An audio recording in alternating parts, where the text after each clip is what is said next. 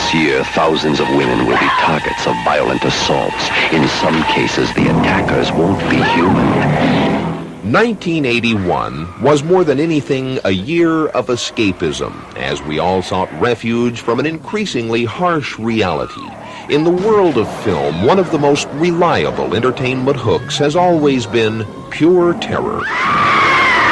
This year, nearly 4 out of 10 pictures were horror films, and monster-sized box office receipts was the reason. Alexandria High School, class of 81. All the students are going to hell, except for Andrew. He sent them there.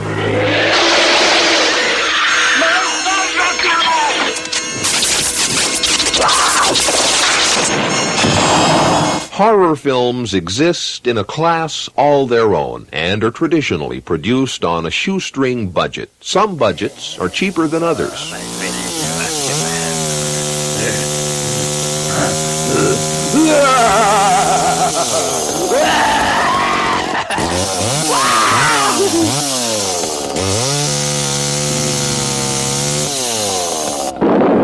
Do you remember Death Race 2000?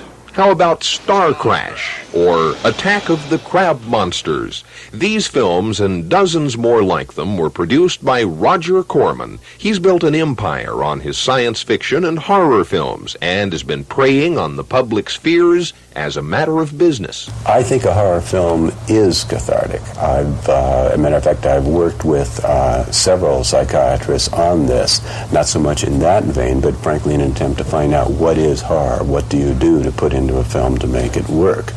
And I think it can be summarized very simply, possibly in an elementary way, as a recreation of childhood fears.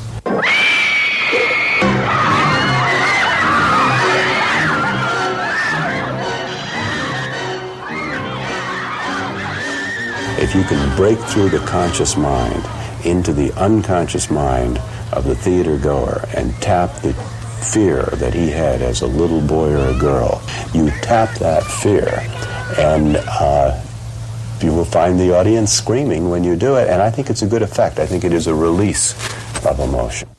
They're not human, but they hunt human women. Not for killing, for mating. Humanoids from the deep. Roger Corman's pictures have been noted for their minimal budgets as well as their exploitive properties. I see nothing wrong with the word exploitation. To exploit something is to take its most significant elements, I think, and bring them to the fore. And I was trying to do that with very low budgets and very often on a science fiction basis. Yet at the same time, I wouldn't say any film I ever made was truly a great work of art. I think they were works that had some elements in them of artistry, yet at the same time were compromised by the reality of the marketplace.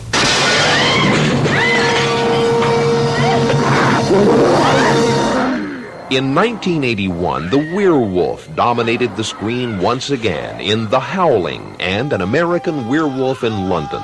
Director Joe Dante has noted the changing demands of the public's bloodlust over the years.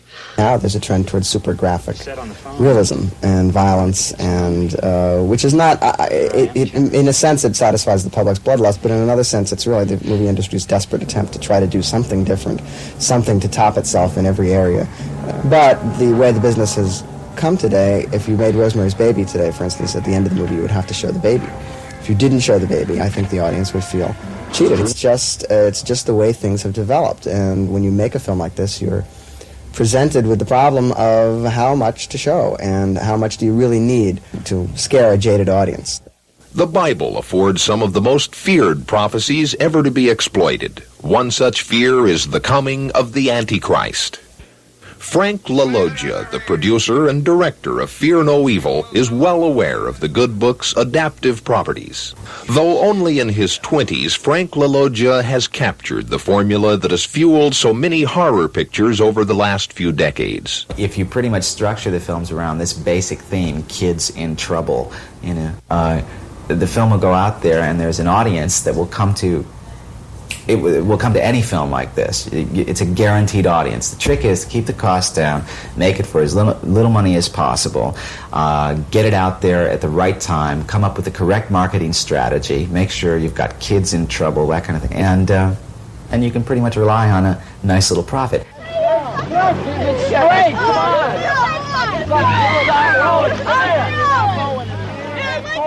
I think horror films always fill a need. I think it works in cycles, partially cycles based upon the psychology of the day and partially on the psychology of the law of supply and demand. As people go to see horror films, more producers will make horror films. They will flood the market. People will stop going to see them. They will stop making them. The market will dip, and then somebody will make one again, and it'll come back up. I think it's a staple. Woody, get ready to grab it. All right, we're going to go on. You got to get ready to go on. All right.